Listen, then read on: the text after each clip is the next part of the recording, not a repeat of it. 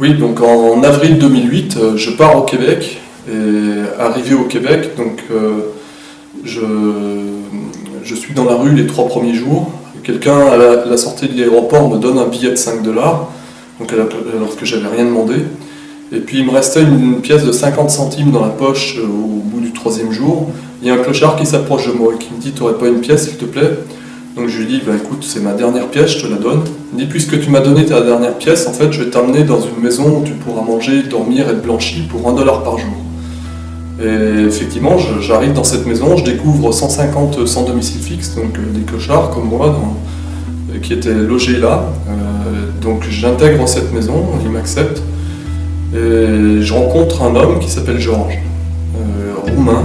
Et il était isolé du reste du groupe. Bon, parmi les 150, il était à l'écart, penché sur une table, et je m'approche de lui, je lui dis: bonjour, est-ce que je peux vous parler? Et il me dit: oui, oui, assieds-toi. Donc il me dit, je lui dis: ben, je m'appelle Sylvain. Il me dit: non, tu t'appelles Pierre. Et ça fait, je te connais, ça fait 20 ans que je t'attends. Donc je lui dis: ah bon? Il me dit: oui, oui. Je lui dis: comment vous savez ça? Il me dit: ben, je lis dans les annales akashiques. Donc les annales akashiques, ce sont les mémoires de l'humanité. Donc j'ai accès, moi roumain en fait, depuis mon enfance, j'ai accès à ces annales. Et donc je sais lire le passé, le présent, le futur, et avoir accès à toute la connaissance universelle. Donc moi je découvre cela, et donc je lui pose des questions. Et il me dit qu'est-ce que tu fais dans la vie? Je lui dis: ben, je suis inventeur, j'ai mis au point une invention qui s'appelle Elvita, qui est un super moteur de recherche en fait pour organiser une communication en transparence entre les gens, pour faciliter le rapprochement automatique de l'offre et de la demande. Et il me dit: oui, je sais, mais ton invention c'est beaucoup plus que cela en fait. C'est carrément le futur système de communication planétaire et intergalactique qui va remplacer le système en place au centre de la Terre, maintenu par des humains et une civilisation humaine qui s'appelle les chrononautes. Donc voilà ce que c'est en fait ton système. Donc, et il me dit: bon ben, je sais que tu as besoin de fonds. Moi je suis en contact avec l'ONU puisque je suis un ancien collaborateur de l'ONU, j'ai fait partie des missions dans l'espace pour l'armée, et donc je suis en contact avec l'ONU, le FMI et les généraux de l'armée. Et donc ils te transmettent le message suivant, c'est que tu pourrais être financé pour tes projets d'invention à une condition, c'est d'accepter leur plan, leur stratégie au plan mondial pour enrayer la pénurie alimentaire. Et donc il me dit, ils ont un plan en fait à l'échelle mondiale qui est de supprimer 4 personnes sur 7 pour enrayer la pénurie alimentaire. Donc là, je lui réponds, ben écoute, tu transmettras aux généraux de l'armée que pour moi, et donc aux gens de l'ONU et du FMI, que pour moi, il n'est pas question en fait, de toucher un seul cheveu d'un être vivant sur la planète, que je propose une autre solution en fait, pour résoudre la crise, la pénurie alimentaire et l'explosion démographique, c'est d'opérer une mutation de la société, donc par l'innovation et par la régénération. Donc tu diras aux généraux que moi je refuse de collaborer avec eux s'il s'agit en fait de supprimer, en fait de faire une coupe d'effectifs et de supprimer 4 personnes sur 7. À partir de là, en fait, la communication avec Georges a été rompue, c'est-à-dire que c'est devenu glacial.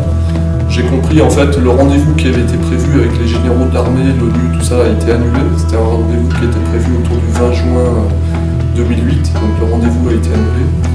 Et je me suis retrouvé tout seul, donc j'ai quitté Montréal en fait pour aller à Saint-Zénon, à 200 km de Montréal, au cœur de la forêt québécoise. Et au cœur du triangle sacré Atlante d'ailleurs, puisque Georges m'avait dit que j'étais un surhomme, donc, et que j'avais la capacité de double vue. Pouvait comme lui en fait lire le passé, le présent, le futur et obtenir toute réponse à toute question en interrogeant l'énergie par le pendule par exemple, tout simplement. Donc j'ai demandé au pendule où je devais aller et le pendule m'a répondu Saint-Zénon. Il se trouve que j'ai tiré une carte au hasard aussi à la bibliothèque de Montréal et la première carte qui est sortie c'était celle de Saint-Zénon. Enfin j'ai lu un livre sur l'Atlantide de Gérard Sarrazin. Donc, ce livre parlait d'un triangle sacré Atlante. Donc j'ai eu l'intuition en fait que le triangle avait un centre. Donc j'ai dessiné sur une carte le triangle et j'ai trouvé le centre.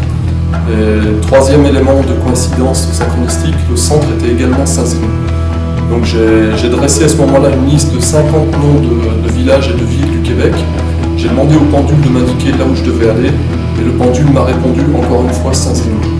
Donc c'est la synchronicité à chaque fois qu'il me disait d'aller sur Saint-Zénon. Donc à un moment donné, j'ai acheté un ticket de bus, j'ai pris un aller simple pour Saint-Zénon avec mon sac à dos. Voilà, donc pour parler de l'épisode avec Georges. Donc Georges, je l'ai revu une seule fois par la suite en revenant sur Montréal, mais le contact était à nouveau glacial. Donc je pense en fait que Georges m'a informé en fait du plan des Illuminati, donc l'ordre présidé par le prince Charles en Angleterre, donc ce plan d'éradication de la population mondiale, en tout cas pour en partie, puisqu'il s'agit de 4 personnes sur 7. Ça c'était le plan en 2008. Nous sommes en 2012, donc est-ce que le plan est toujours en vigueur? Je ne le sais pas. Par contre, le message que je veux transmettre, c'est que plutôt que de faire des coupes d'effectifs comme dans des grandes entreprises et à l'échelle de la société, ce qu'il est important de savoir, c'est que nous pouvons régler et résoudre la problématique mondiale en opérant une mutation par l'innovation et par la régénération. La régénération, c'est la capacité pour l'homme de prendre conscience que le plus important, c'est d'être dans l'amour de soi-même pour être capable d'aimer autrui. Et à partir de là, on pourra se libérer de toutes les formes de dépendance, que ce soit la drogue, l'alcool, le tabac, l'armement à outrance, le nucléaire, enfin tout ce qui pollue l'environnement et ce qui pollue la santé humaine. Voilà, c'est ça la solution qu'il faut déployer et c'est ça la révolution qu'on va mettre en œuvre à l'échelle mondiale pour instaurer le nouveau monde et instaurer la paix universelle. Donc, et c'est ça que je vais proposer dans le cadre de la préparation de la marche pacifique qui va démarrer le 23 mai 2013, donc partant d'Avignon pour aller à Rome pour commencer, ensuite Jérusalem et pour terminer le 14 juillet 2013 à Damas. Voilà. Donc voilà le message du grand monarque que je vous transmets. Je vous remercie.